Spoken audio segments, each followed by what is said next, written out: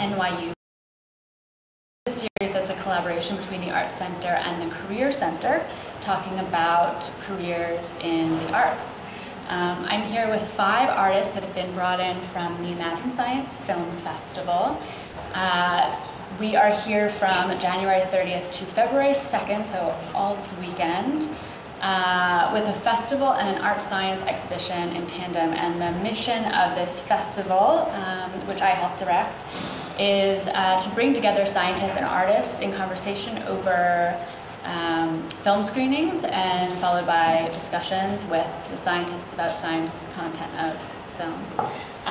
So with that, I'd just like it if you would all introduce yourself, just one by one. Franz, do you want to start? Hi everyone, my name is Franz Milletz. I'm a filmmaker and multimedia artist based in Prague, Czech Republic. I'm currently finishing my master's degree at the Academy of Performing Arts, and I specialize in this sort of intersection of film and data visualization. Hi, I'm Marlijn van der Werf. I'm from Holland. I'm a filmmaker and visual artist interested in perception and how to immerse people in the other perception. And I've been working as an independent filmmaker for about 10 years. Hi, I'm Emily Scaife and I'm from England. I recently did a MA at the Royal College of Art in animation, and my work is quite very analog, so I like to mix photography and use animation to explore emotions and portray different worlds through abstract imagery. Yeah. So hello everyone, my name is Emilia Tikka. I'm a designer, artist and also filmmaker. And my work, I work in the intersection of synthetic biology and speculative storytelling. And next to being freelance artist and designer, I'm a visiting scholar at the Humboldt University in Berlin. I also do design research. My name is Liam Young. I'm an architect and director, and I make films, performances, and tell stories about different ways that technology is changing our cities and our spaces. That is a postgraduate master's program in fiction and entertainment, critical storytelling and world building. One of the reasons why careers at the intersection of science and art are so interesting is because there aren't too many formal ways of training in one of these careers, so you have to pave your own path, and everyone does it in a different way. But also, a lot of people working in this area have to invent the type of role they have. And you call yourself a speculative architect. You're working at the intersection of architecture and engineering, technology, also futurist sometimes. Franz, you call yourself an essayist. So I'd love to hear from some of you how you came to these roles, how you came to define your sort of role, and where you started, and on that sort of identity. Yeah, so I guess I'm called a speculative architect. I started to call myself that because whenever I said architect, people kept on asking me about their kitchen extensions and to comment on whether I thought their loft could be converted or something.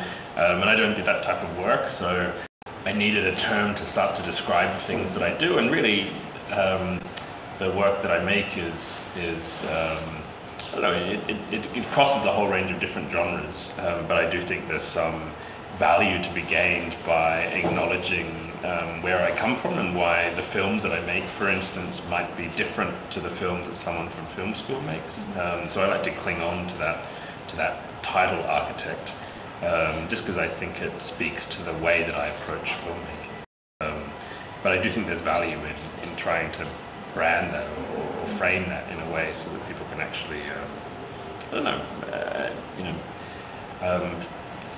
think about the ideas that might be present in your work versus someone else's.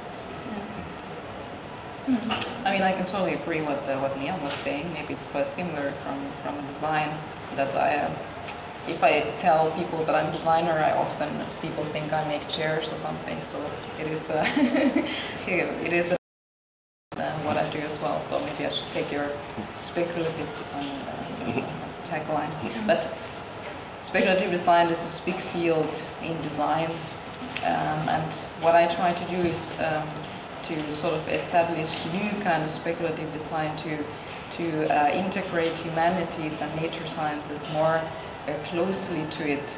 And I think there is no title I could take to explain the situation. So maybe interdisciplinary designer, I don't know. So yeah, that's what I try to do in the field, and that's why I also call myself sometimes an artist or a filmmaker, because that's what I do. I also do films, but as you said, my films are very different from the classical filmmakers' films because I'm a designer. So I use film as a media from that perspective. But when you talk about new technologies, design is very powerful way to, because everything is designed. So it's a very powerful way to get people into this speculative world, to imagine futures or how this novel technologies or possibly could their life. So I think their design is a very powerful method, and that's why I also like to be sort of like like to more in the design where I come from. Mm-hmm. Yeah.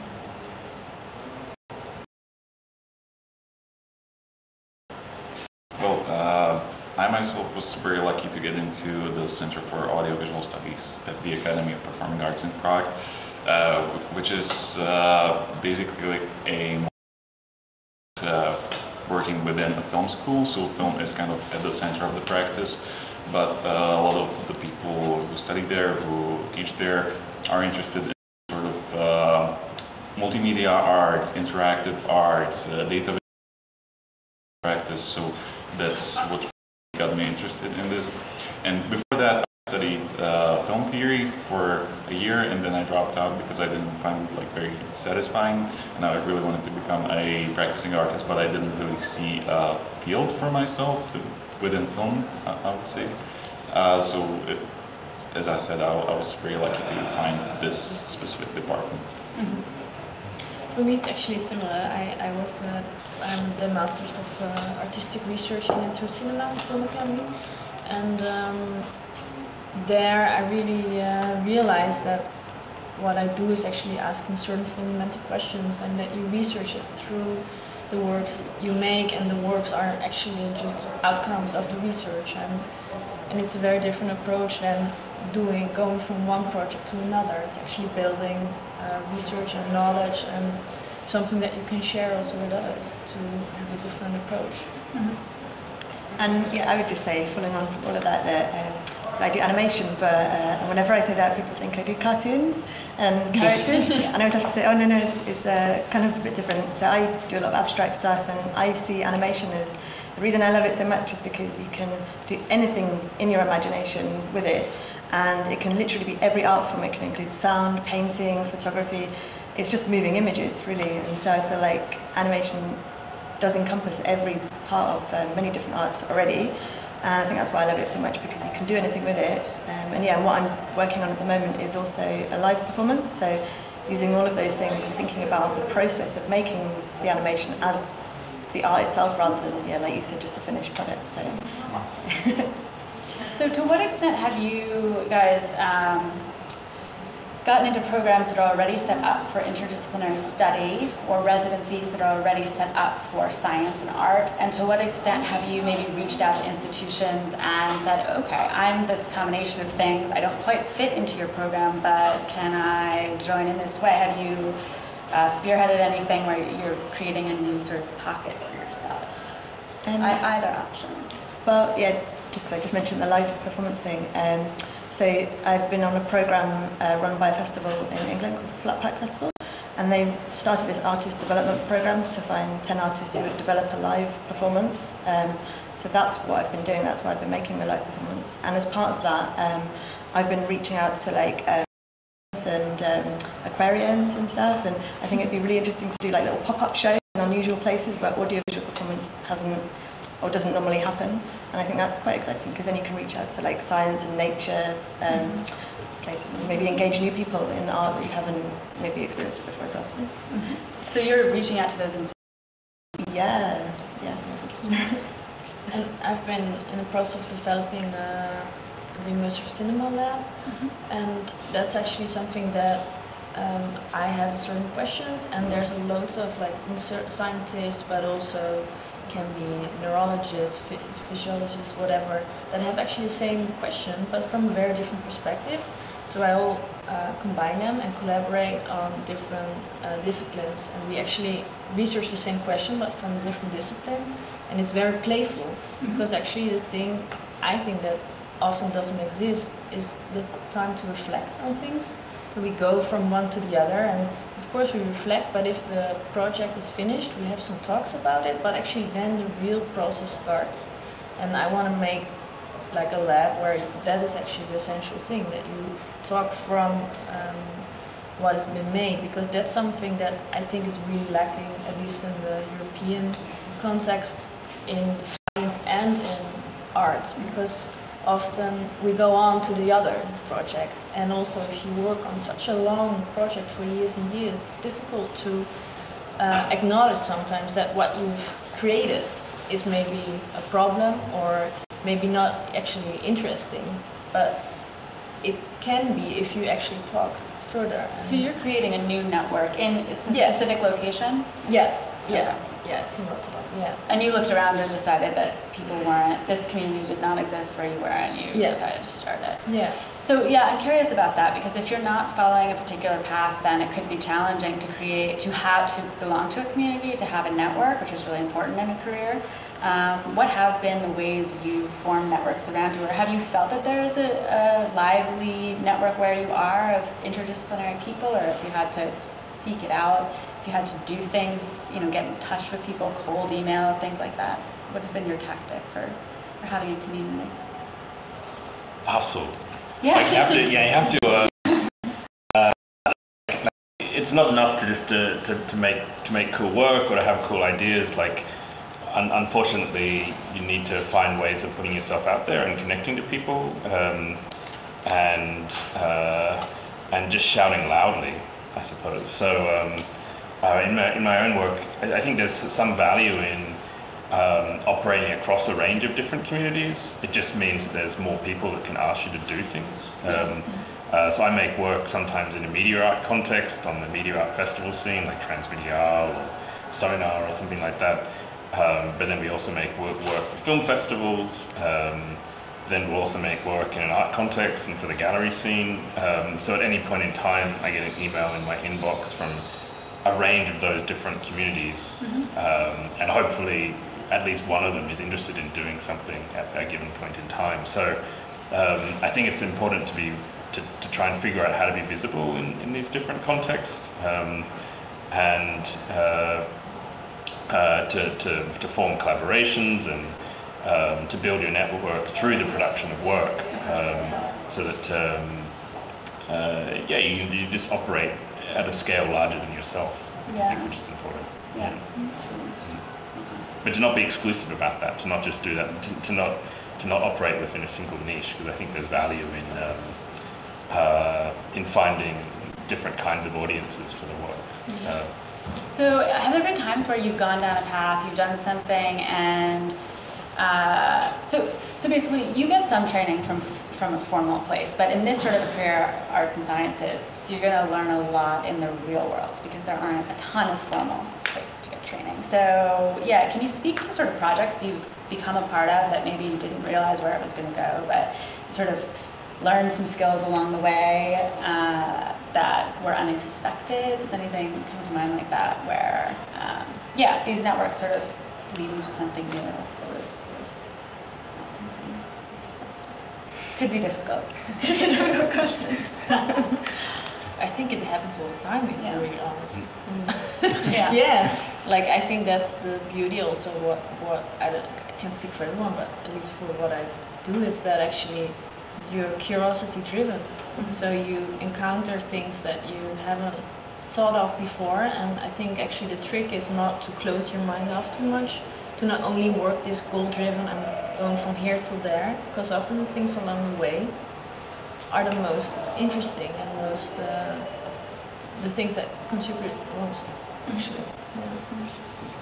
Yeah, I think probably all of us naturally works with a large group of different people from different fields for each project.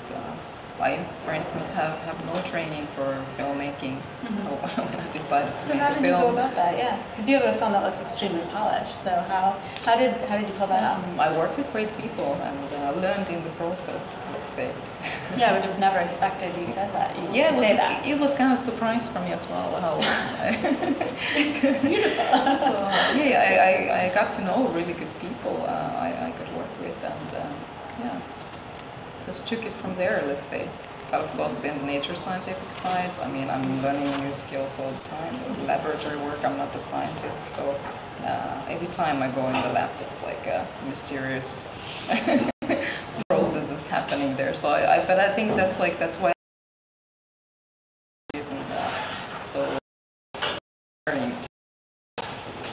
with from so many different fields and skills and getting inspired at things. And, yeah.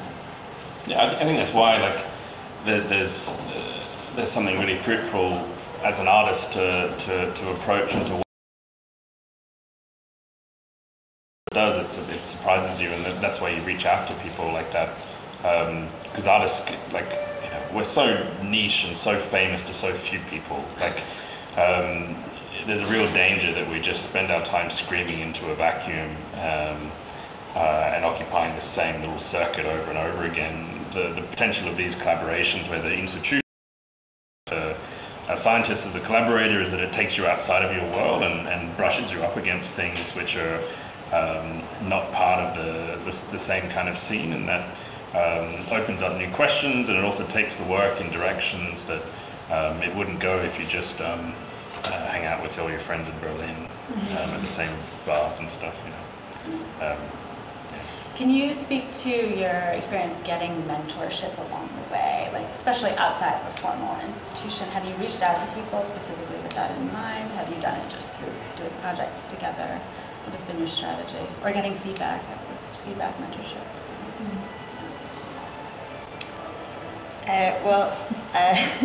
So it sort of started from when I graduated the college, but I invited some people down to come and see my show, and then I didn't really think about it, and then a year later they got in touch and they wanted to work on this project.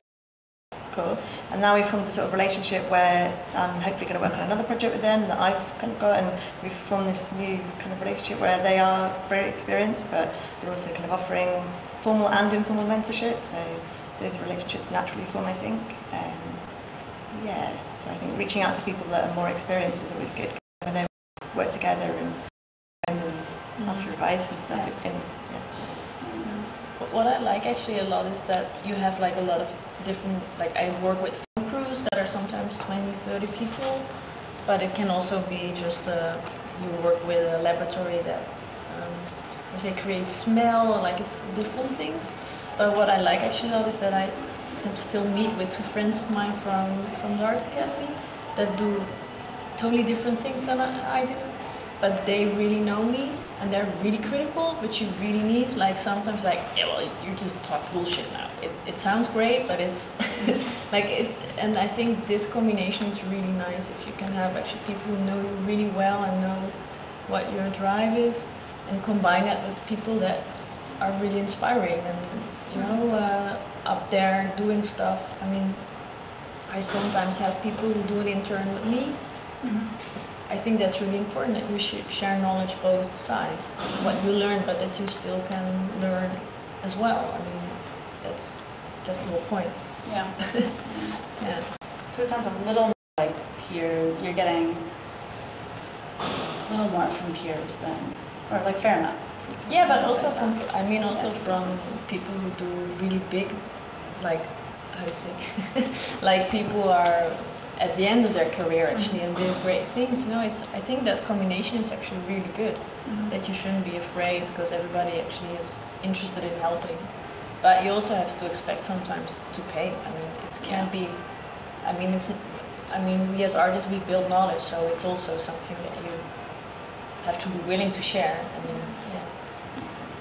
But there's also something fundamental, like in the making of film, which requires mentorship and networks. Like,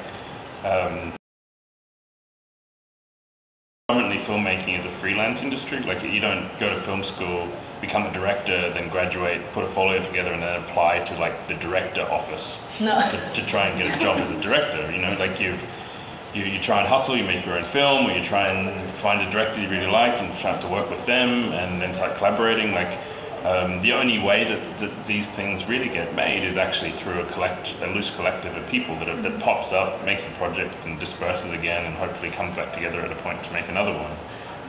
And what it means is that you have to build that network of people that you enjoy working with, or that enjoy working with you. It's a fundamentally different way of producing things than any other industries that have offices with lots of people and jobs and weekly paychecks. You know, film doesn't work like that. So it relies on making these relationships. And what we do in LA, in the program that I run, is that a big part of it is bringing people from the entertainment industry in LA into the program as one-on-one tutors with the student, to have conversations about the student's work and about their work, and ultimately at the end, when they graduate, they're people that they approach and end up going and assisting and working with. And I think part of it is, for any student wanting to move into this space, is trying to find people that they like the work of, and just reaching out and connecting with them and getting in their face, and you know, just asking to sit in on a project or assist on a set, and just get in the system. Along those lines, this is a very, very common, I hear this question get posed a lot, but if to the extent that you had arts training, what is your opinion about getting that formalized training versus starting to create and jump in? What's your take on it? And who did get formal training? So you did. Well, I was going to actually say to sort of follow this on, but because you're saying like filmmaking, you need this career. Actually, the thing is, animation, you can be very solitary, and you can just sit alone in your bedroom and make a film from start to finish. I don't know if that's very healthy necessarily, but I guess a bit crazy after a while. But you can do that, and it's actually, that's why it's interesting to have, like, and really important to have other people, even if it's just someone walking past your bedroom or your studio, wherever you are, and be like, oh, that's working, that isn't, on a quite an informal basis, the mentorship. But in terms of like needing to have a formal training, I really don't think it's necessary at all, and I feel like, for me, I always felt like animation was quite inaccessible, and like, oh, you need to be trained how to do it right, you know, you need to do it the right way, and so, you know, we don't want to start in case you haven't been trained right, and the truth is you can just, that's what's good, is you can just start on something and just experiment, and you don't, you know, I think you need encouragement is the main thing, and so for people to say that works, that doesn't, and just to have the confidence, really, I think is really important to give you the confidence to just make it. You don't necessarily need the training, although it's nice, it's help, but you can just I also think it's a good thing that it's really about the mentorship, why you go to a university structure to do a project. It's about the feedback, it's about the networks, it's about your professor helping you to go on, like introducing you to the right people. All about that, but of course it's also the safe place to experiment, you know, safe place to make all those projects that you need to do. Can do the project that is ready to go out. So in that sense, I mean, I had that, so I cannot really compare it with people who didn't. So for me, it was important, I think. Yeah, exactly for those reasons. For me, it's also been very important because there's, in the film industry, there's this standard that you need to kind of live up to. Like you also need to be able to pick up some sort of standards in terms of technical aspects of cinema, like how do you export a film, which frame rate do you use to record stuff, and this is something that is to mess up if you don't really exist within that sort of, like if you just work as an amateur or if you start on your own. So I think it's important. It's mainly time. You need just experiment, do make long hours Yeah. to understand. And I think the weird thing is, for me at least, is that it just takes a long time to understand what's really inside and what really is really important, because you have a lot of ideas, you know, but it's something different on if you have to work for 5 years on one idea. So to really understand what's inside and that comes out, that's really not just an interesting idea or something you really have to believe in it and work on it.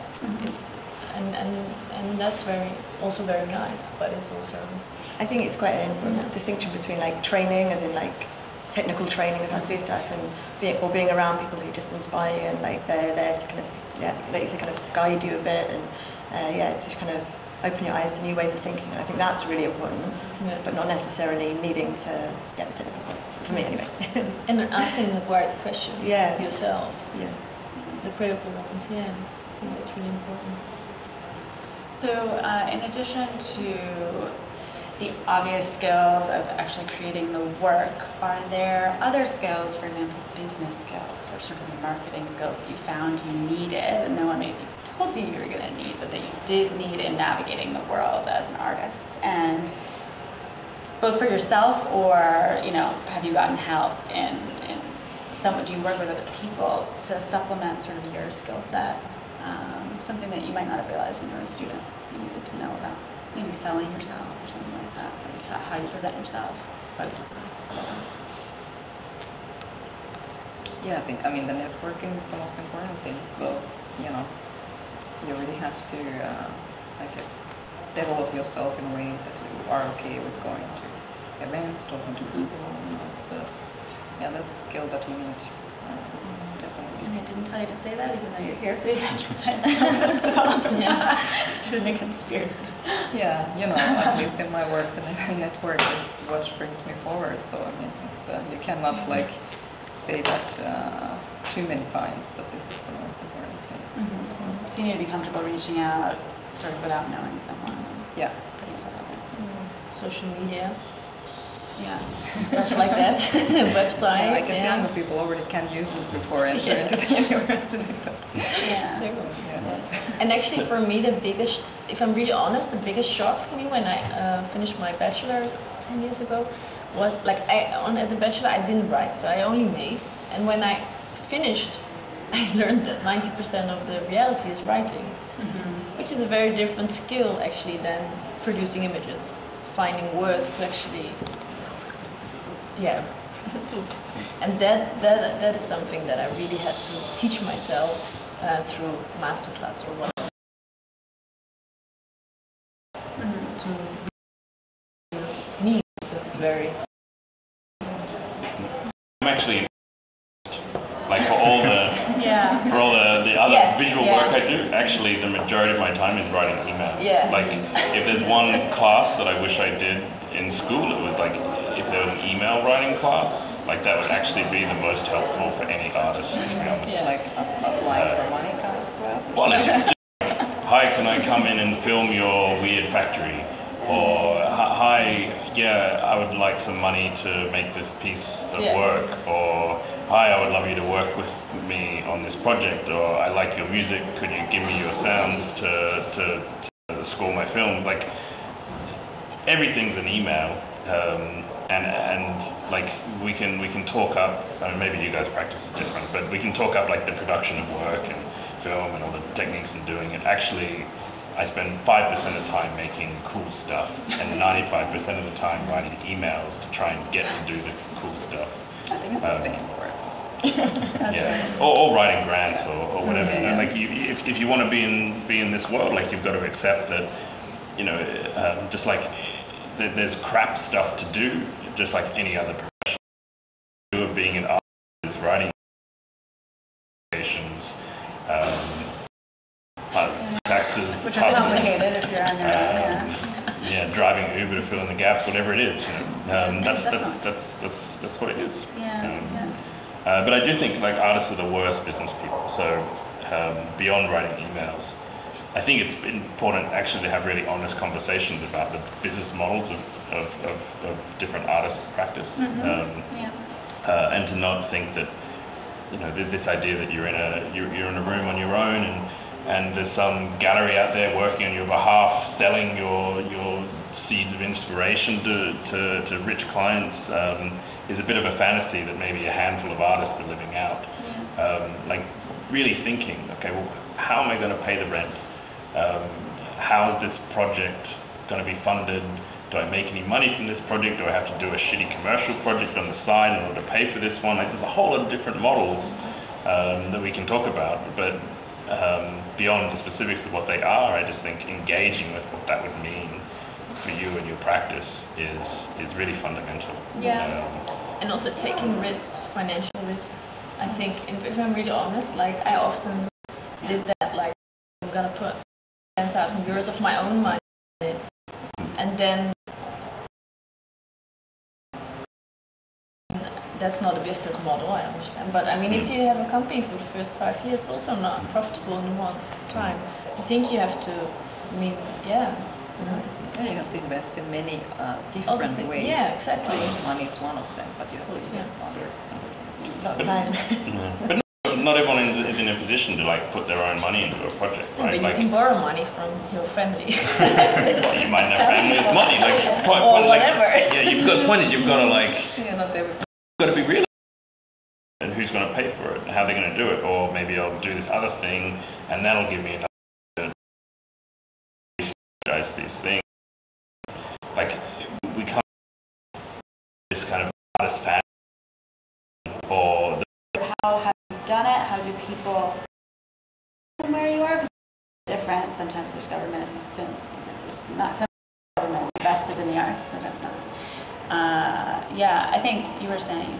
Yeah, well, in the Czech Republic, there's a lot of grants that you can apply for, and actually, that was for me like the hardest part of my studies, like that I have to figure out on my own, like how to pitch a film and how to fit within this sort of huge bureaucracy, and how to present my films to people who have actually no idea what I'm talking about. So how to translate like simpler terms, let's say. But I also have a side job. I think it's pretty usual for people where I come from to also work while studying, and I basically organize conferences for software developers. And I actually invest most of the money I make into art. Interesting. When you say conferences, so yeah, can you describe a little? Which is the biggest React.js conference in the world. React.js intended for building mobile applications, web applications, and so on. Yeah, I sometimes give guest lectures at bachelor art academies, stuff like that. I'm at the board of the art academy, and I do sometimes commissioned films. So the Prediction Machine was a film, for example, from by a film festival and the university, because me and the scientists both work on the same subject. They asked us to work there and then find important. And yeah, I became very strict. Like if you talk about money, I became very strict actually in hours of to make sure that every hour I work gets paid actually. So it means sometimes that instead of having 5 shooting days, like 2, but then make everything out of it if I work commission. So that's sometimes so the Prediction Machine was filmed in 2 days, edited in 5. That's then that's also interesting because it challenges you, and I think that's really important actually. Well, I'm the same. I'm sort of I do bits of commissions, like I make some music videos and little bits and bobs, but I kind of realised actually I prefer to do my own stuff. It's more like I do really enjoy doing commissions. Yeah, again, it depends what it is. You need to be selective. Get more selective as you move on. And on the side, I also actually work with the college, the RCA that I studied at, and I kind of run the drawing studio program there. So because I was really passionate about drawing, that's part of what I do now that I've left. Is I get tutors in and different artists to kind of cross-pollinate and run all sorts of different stuff. And that pays some of the bills. And so you just have to kind of make little bits and bobs come together, and it gradually builds and builds, and one day everything's alright. And we get grants, of course, as well. Oh yeah, oh, really? Right? Oh, We get. Yeah. No, well, I mean, that's different countries. We're happy in where we are. Yeah, actually I just applied for some funding, but yeah, for the live project, but anyway. But yeah, so yeah, grants and yeah, bits of everything. Yeah, I think it's also about, I'm in Germany and Finland. I'm from Finland, I'm based in Germany. You can apply for funding. There's several institutions. You can, yeah, but for me, like personally, it has been about giving out workshops, also teaching, giving out talks, and next to that, building the academic career. To do research, because that's what I'm very interested about. So for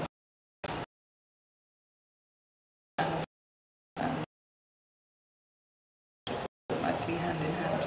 So I think everybody has to sort of choose how you can sell your art. Is that or is there another way to finance what you do? Yeah, I think it's just about identifying who it is that's going to find value in the work. You know, like. I have a documentary practice with another architect, Kate Davies, called Unknown Fields, and that predominantly operates in Europe because there's public money that funds documentaries. My own speculative practice or fiction practice is based in LA. America doesn't know what the hell public funding is, so they're not going to pay for documentaries, but I do all my fiction stuff there because they understand the model of making fictions and valuing fictions. But then we have an art practice, we sell art. So we have to make work that condenses into objects that some rich person is going to want to have in their house or on their wall. So we make a certain type of work for that context, and then make another type of work for a museum context. It's just about being real about who might connect with that work, and then trying to seek it out. So we don't ever do commission work. We get asked to do work in galleries or museums, but we self-initiate all the projects that we do, and then we figure out who the hell might be interested in paying for them. I think that's one of the biggest things that you don't learn in any of these issues. You don't learn how to do marketing, or who's going to see your work and who's going to pay for it, and you figure all that out when you leave, and how to get your work seen by people that will want to either commission you or something. And it's like, that's the biggest thing you learn on your own, I think, is to work all that out.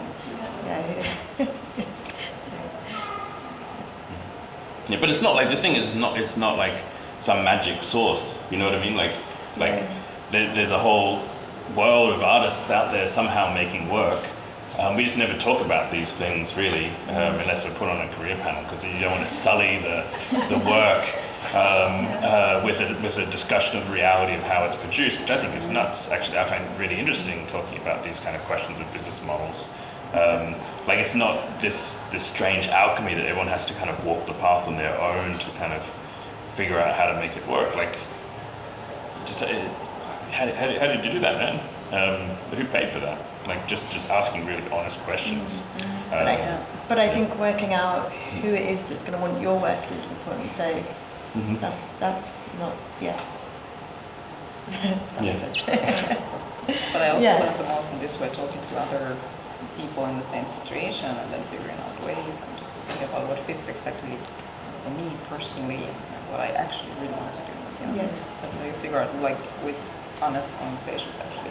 I guess that's all I mean. Don't be shy about it. You know, it's not bad or wrong to talk about the economies of someone's practice. And actually realizing that you have something to sell. I think that's the main thing. I mean, most of my friends, if I'm really honest, most of my friends, they're just as talented as me, or just, it's not necessarily about talent. In the end, it's just being able to step forward and say, okay, hey, hi, this is my work, and this costs so much, and you want to buy it. It's in the end, it's just about that. And stuff can be for free, because we also have to pay money for living. So, Yeah, we're not talking about buying Porsches or Ferraris. No, right? exactly. Like it's just like Filling in the pieces, Yeah. Being methodical about figuring out. we're talking about survival. Yeah. That's the piece of me. Exactly. Does the audience have a question? Hi, I'm a graduating senior, so these feel very real concerns to me to figure out how I'm going to survive and make money and rent. And I'd love to hear about how you got your first professional opportunity. Like, how did that come about when you were out of the law, whether it was after your education or from some else job? And then maybe when you realized that like this is something you could be doing. That makes sense. How did you start?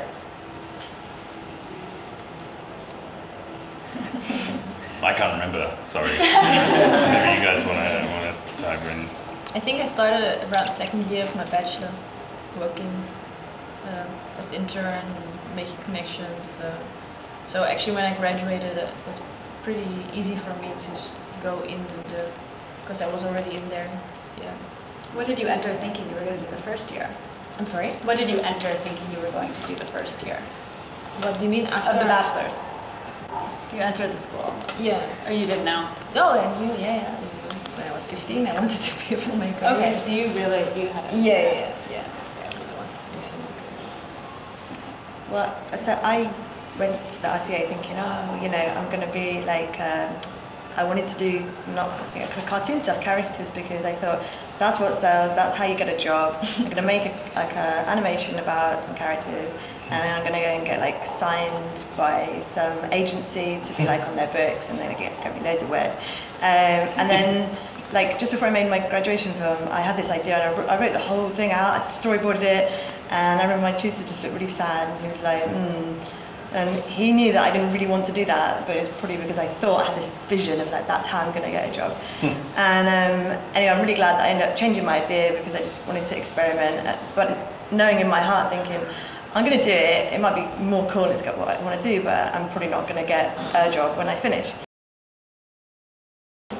And that whole world has opened up, and although it is a bit harder than the other thing that I was thinking would be the only way to make money, it's definitely more exciting. So I think in my second year, after I finished, and when my film actually started getting into festivals, I was really surprised. I was like, wow, I thought no one would want to screen it, or no one would ever want to see that. So I was really surprised, and I think it's just good to, just you have to go with what you want to do rather than trying to do something for the sake of it being what you think is going to get you a job. So. I mean, if you want to get money, you just go study, I don't know, economy or something, make money, but you do it because you really want to. It doesn't mean that you then become, how do you say, that is for fun only, in that sense. But I think there's so much potential in the future. You're not going to get rich immediately. It's going to be really tough struggle. Yeah. But eventually, who knows? You could be getting loads of work because it's more different to the rest of the stuff that people are making. And I don't know.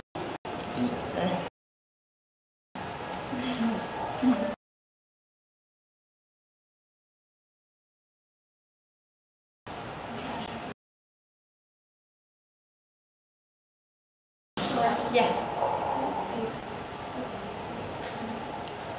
I'm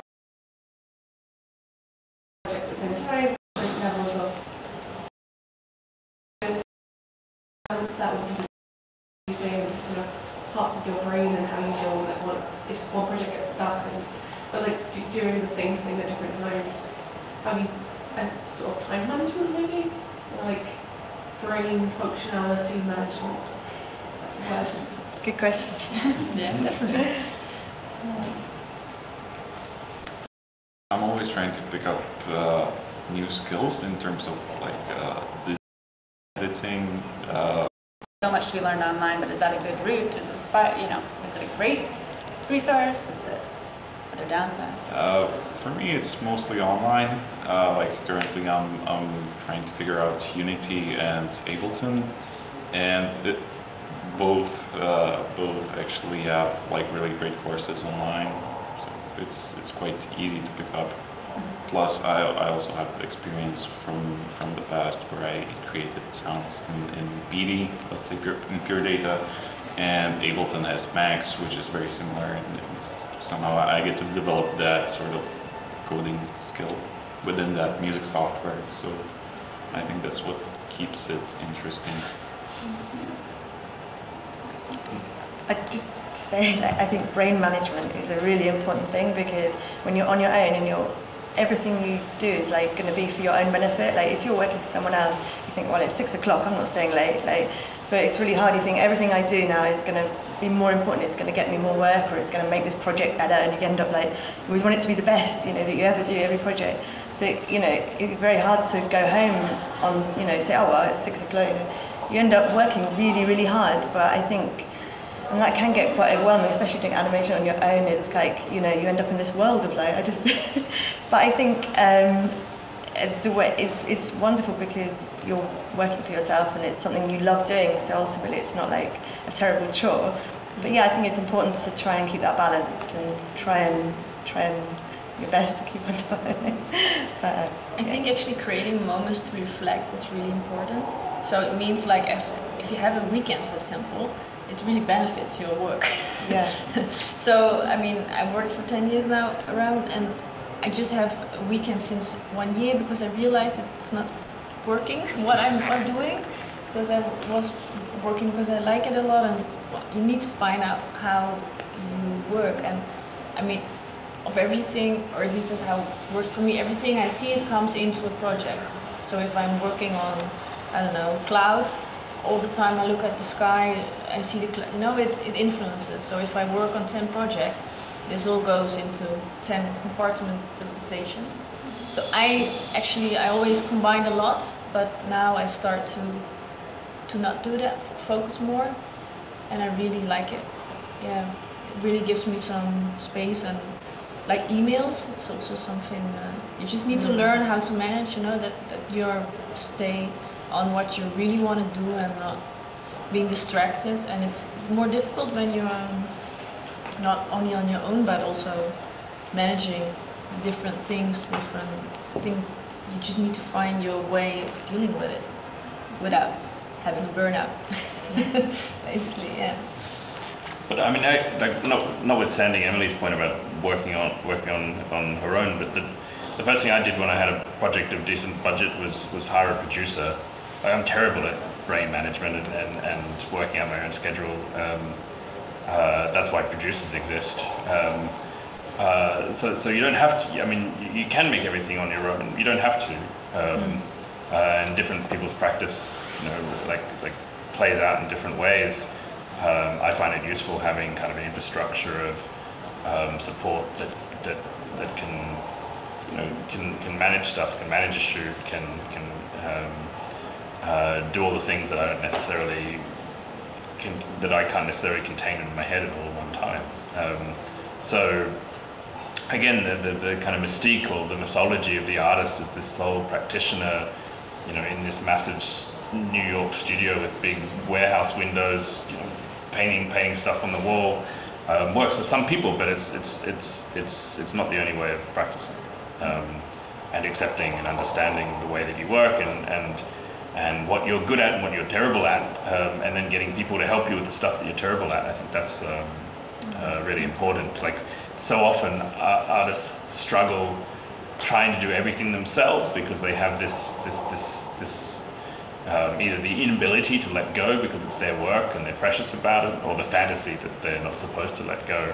And I think that can be dangerous sometimes, and can just lead to work just stagnating and not going anywhere, or people jumping out the window. True. I guess it depends what the practice is. If you're a painter, then you're painting something which you might sell to someone. It's not necessarily commissioned, so it's all completely different, I guess. Whereas if you're making a film, you have to produce, you have a great team, or it really depends on the project. I think it's hard to juggle different projects. So you get like a couple in at once, then how do you, especially if you are a sole practitioner, how do you have 2 projects at once? And that's something really important to learn. Yeah, time management and saying no to stuff as well, and saying, I can't do that, I can't do it. Yeah, for me it's also about building this network of people that you really trust. So okay, this person is better than me in something, that it's a crucial part of the project. So I trust that this person is doing the part in a way, So for me, it's also in this kind of, but it's a very different practice of whether you work alone or with people. But for me, it's really about building this network of people. Okay, this cameraman is my trusted cameraman. Every time we work together, I don't have to say too much. I completely trust that he's doing his part, bringing his vision in. And you know, when you have a large group of people like that, you know, you don't have to do everything alone, and that's also time management-wise makes it easier. I have a question more on the interdisciplinary side of your work. So I know you guys all come from artistic backgrounds. So, but when you use science as an inspiration for some of your artistic work, do you ever find that do you find that you're prepared to kind of absorb all these like ideas, or is that kind of like a hindrance because like maybe you need to understand this specific mathematical formula in order to understand the scientific concept, or you just need to understand, like I feel like there's a lot of like technical skills that you need in the sciences in order to understand specific concepts. So do you ever feel that there's a boundary there?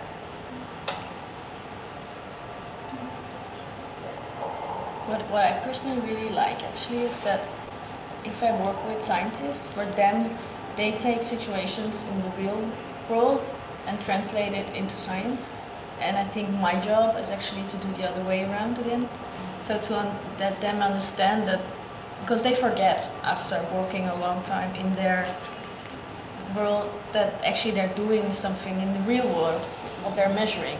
So you need to create a way. I mean, of course you have to know like the basics, I think, of course, of what they're doing, but you don't need to understand all the formulas in order, like for me, it's just translating what they actually mean in something that is being able to be understood by a broad audience.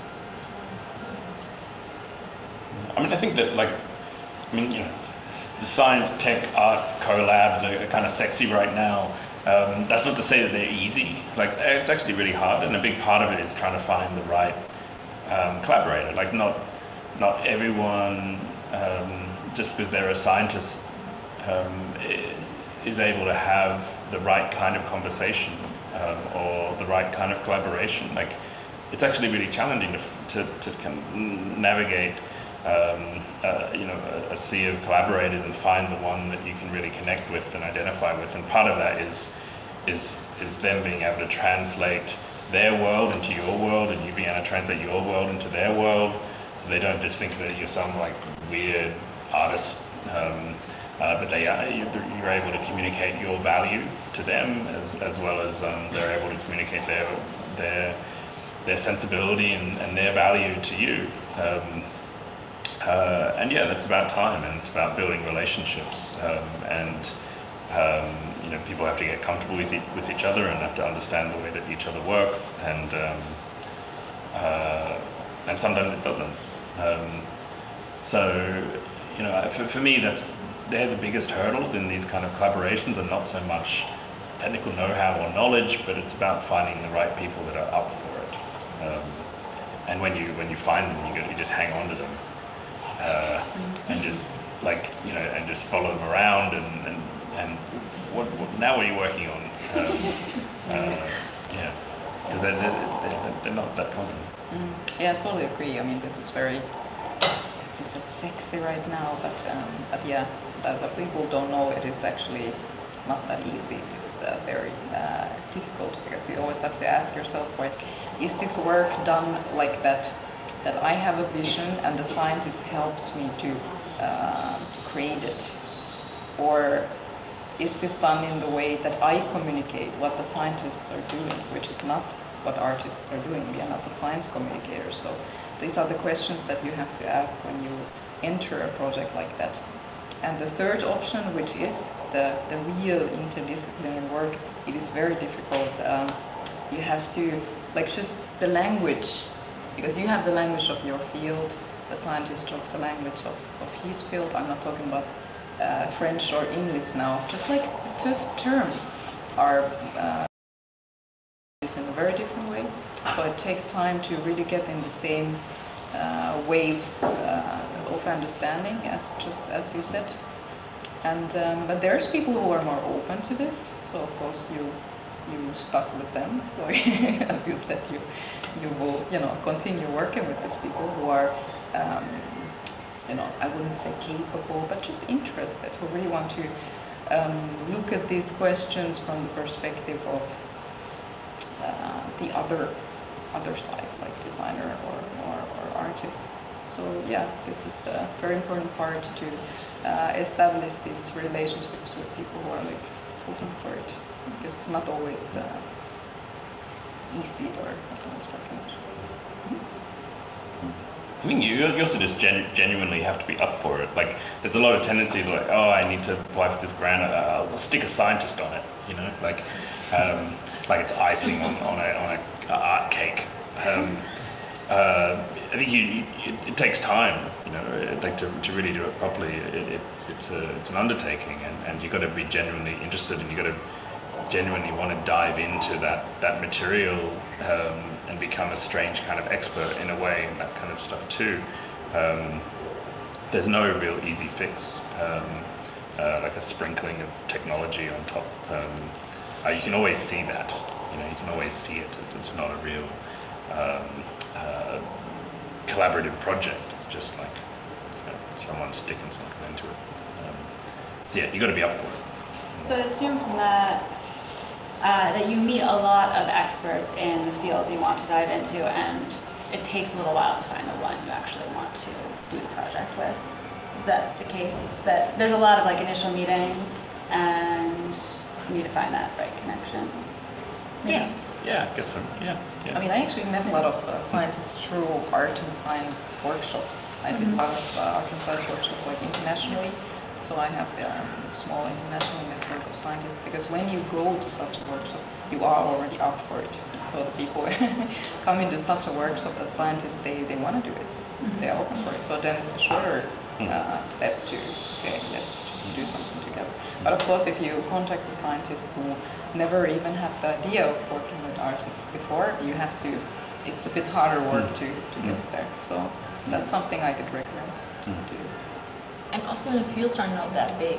I mean, at a certain moment you find something that you find very interesting, and then there are 4 or 5 leading scientists in that field.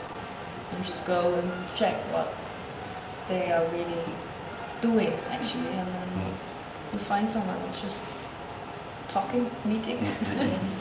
Yeah. Not emailing all the time.